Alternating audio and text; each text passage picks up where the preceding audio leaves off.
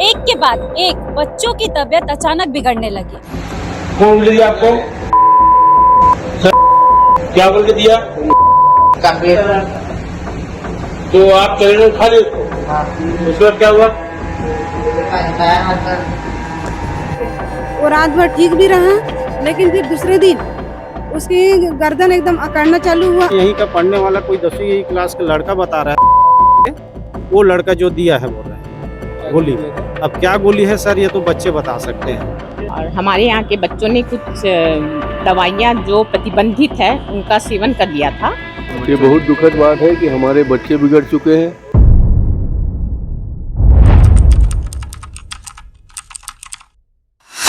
दुर्ग के एक स्कूल पे तब हड़कंप मच गया जब एक के बाद एक बच्चों की तबीयत अचानक बिगड़ने लगी और 5 बच्चों को अस्पताल में भर्ती कराना पड़ा। नमस्कार, मैं हूं नागमणि नायडू और आपका स्वागत करती हूं N24 न्यूज खबरों की दुनिया में, जहां आज मैं आपको ऐसी खबर बताने जा रही हूं जो कि दुर्ग के पंचशील नगर स्थित चंद्रशेखर आजाद स्कूल की है, जहां खबर आ रही है कि बच्चों की अचानक तबीयत बिगड़ने लगी।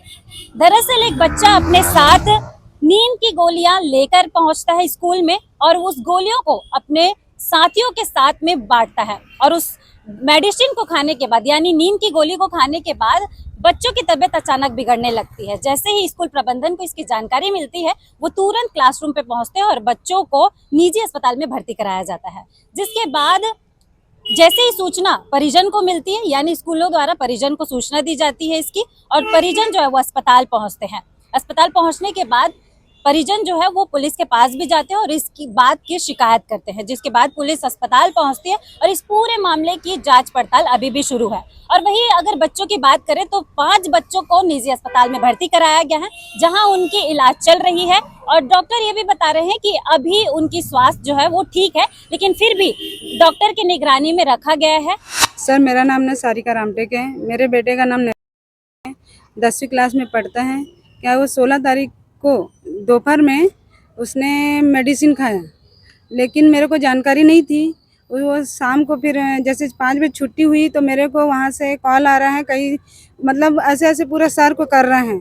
तो कोई दूसरी लेडीज़ देखी तो बोलती है कि दीदी आपका बेटा कैसे चक्कर खा के गिर रहे हैं, तो आप आओ। तो मैं क्या मेडिकल एजेंसी में जॉब करती हूँ, नीलम एजेंसी है, उसमें मैं जॉब करती हूँ। फिर मैं वहाँ से छुट्टी लेके आई और फिर आई तो मतलब वो घर तक आ गया था और लेटा हुआ था। मैं पूछी कैसे लग रहा है बेटा, क्या लग रहा है? तो वो बोलता है मम्मी मेरे को ठीक नहीं लग रहा है। मैं बोली कैसे लग रहा है, कुछ खाया क्या? तो नहीं, कुछ कहीं से कुछ गिरा है क्या? नहीं, ऐसे कह के बोलने लगा। तो फिर क्या है, उस समय बारिश हो रही थी तो मैंने बोली कि थोड़ा बारिश को रोक लेती हूँ, फिर डॉक्टर के पास ले जाऊँगी।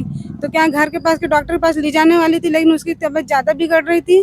तो फिर मैं उसको मतलब गंगोत्री हॉस्पिटल में ले गई, जो ओम परिसर में है, वहाँ लेके गई। फिर जैसे गए तो वहाँ पर एडमिट किए, उनका मेडिसिन वगैरह चालू हुआ। तो फिर उसको बताया गया कि मतलब अभी ठीक है, ऐसे करके वो रात भर ठीक भी रहा, लेकिन फिर दूसरे दिन उसकी गर्दन एकदम अकड़ना चालू हुआ। और तो फिर क्या है, मेरा एक भाई है वो और मेरी जेठ की लड़की, वो यहाँ पर आए। फिर पता चला कि वो मेडिसिन खाए, तब मुझे पता चला तो मैं डॉक्टर के पास गई। तो डॉक्टर बोले कि अच्छा इसका मेडिसिन खाया तो इसका इलाज कर रहे, लेकिन अभी आईसीयू में है, उसके नाक में पाइप डाला गया है, पूरी सफाई करेंगे ऐसे करके बोल रहे, लेकिन वो रात से कुछ खा नहीं रहा है। डॉक्टर से नहीं पूछे कौन सा दवाई खाया है करके? डॉक्टर कैसे बताएंगे सर? नहीं, डॉक्टर बताए कि किस वजह से नहीं, हो रहा है? उनको नहीं पता था ना, उनको ऐसा लगा कि नॉर्मल, ये पूरा टेस्ट वगैरह करा, नॉर्मल आया, टेस्ट में पूरा नॉर्मल। आप लोगों को कैसे शंका हुआ कि टेबलेट खाया होगा? मतलब कि वो यहाँ पर आए कि किससे क्या हुआ, कैसे पता चला, ऐसे करके। तो एक मेरा भाई है, वो बता पाएगा, क्योंकि वो यहाँ है तो मैं नहीं जानती ना कि किससे बात हुआ। बच्चा जो गोली दिया था ये पहचान वाला है? मेरे पहचान में नहीं है, लेकिन पहचान का है, मेरे बेटे के। तो उसने मतलब उनके साथ ही पड़ता है? उनके साथ ही पढ़ता है, तो वो बता पाएगा ना कि क्या है क्या नहीं। मैं तो पूरी जानकारी नहीं दे सकती। अच्छा ये बताइए, पहले भी ऐसा घटना कभी हुआ है? नहीं, पहली बार ये घटना हुआ है। अभी स्कूल में आया था, क्या बोले टीचर यहाँ पे? टीचर बोल रहे, टीचर का कोई हाथ नहीं है, कोई ये नहीं है कि टीचर लोग भी अच्छा पढ़ाते लिखाते हैं। बच्चा भी बताता है कि स्कूल में बहुत अच्छी पढ़ाई होती है मम्मी, हर दिन हर चीज़ का टेस्ट भी होता है, ऐसे वैसे करके सब बताता है। लेकिन क्या है, जो नशे की दवा दिया है वो कहाँ से लाता है, क्या करता है, उसके खिलाफ कार्रवाई होनी चाहिए। और हम लोग जा रहे हैं अभी पुलिस थाना FIR दर्ज करने के लिए। मेरा बच्चा यहाँ चंद्रशेखर स्कूल में 9th क्लास में भर्ती है, पढ़ता है, मतलब पढ़ाई करता है। और उसको जैसे 15 तारीख को सर्दी खांसी का ऐसा कुछ शिकायत आया था, तो मैं जो है ना रात भर उसका मालिश वालिश किया था। उसके बाद ठीक था, थोड़ा ऐसा करके मैं चला गया, उसको हॉस्पिटल लाना था ऐसे भी कि सर्दी खांसी ज़्यादा है करके। तो उसके बाद उसको मैं जामुन हॉस्पिटल ले गया 16 तारीख को, वहाँ एडमिट किया। तो उसके बाद उसका स्वास्थ्य में सुधार आया धीरे धीरे। और फिर दूसरे दिन मेरे को पता चला कि यहीं स्कूल से सब बच्चे जा रहे हैं, 2-3 जने, 4 जने, 5 जने, गर्दन वर्दन में उसका जो भी है ना, गर्दन वर्दन ऐसे टेढ़ा वेढ़ा ऐसा टाइप का कुछ प्रॉब्लम था। तो मैं जो हूँ ना, उसके बाद अपना चंद्रशेखर स्कूल से क्या है और बच्चे गए साथ में इधर इधर अपने अपने जगह में। तो फिर उससे मेरे को समझ आया कि नहीं, इन लोगों का सर्दी खांसी का मामला नहीं है, लगता है मेरे को कुछ नशीला वगैरह ऐसा कुछ होगा, ऐसा मेरा विचार आया। और सबसे बड़ी बात इसमें ना मैडम सर लोगों का इसमें कोई हाथ नहीं है, क्योंकि ये बच्चे जो है यहीं का पढ़ने वाला कोई 10वीं क्लास का लड़का बता रहा है, वो लड़का जो दिया है बोल रहे हैं गोली। अब क्या गोली है सर, ये तो बच्चे बता सकते हैं। अभी हमारे जानकारी में सर 1 2 3 4 बच्चे करीब है। चारों गोली खाए थे? चारों गोली खाए हैं। अभी मेरा बच्चा परसों से है, तो अभी स्वास्थ्य में सुधार आया है उसका भी, ये है। बाकी अब ट्रीटमेंट जैसे लेना चाह रहे हो उनके भी पेरेंट्स है, आप ले सकते हो। और हम लोग जा रहे हैं अभी FIR कराने के लिए। मैं नलिनी वर्मा चंद्रशेखर स्कूल की प्रभारी प्राचार्य हूँ।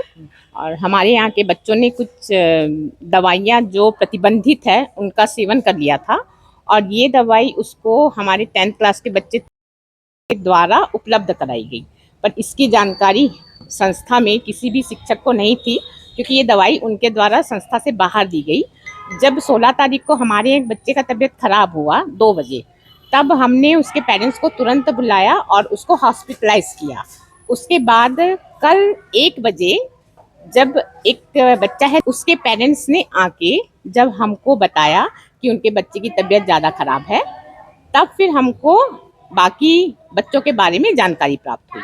तो ये जितनी भी घटनाएं हैं सर, वो स्कूल के बाहर की घटनाएं हैं, और हम भी इन सब चीज़ों से अनभिज्ञ थे।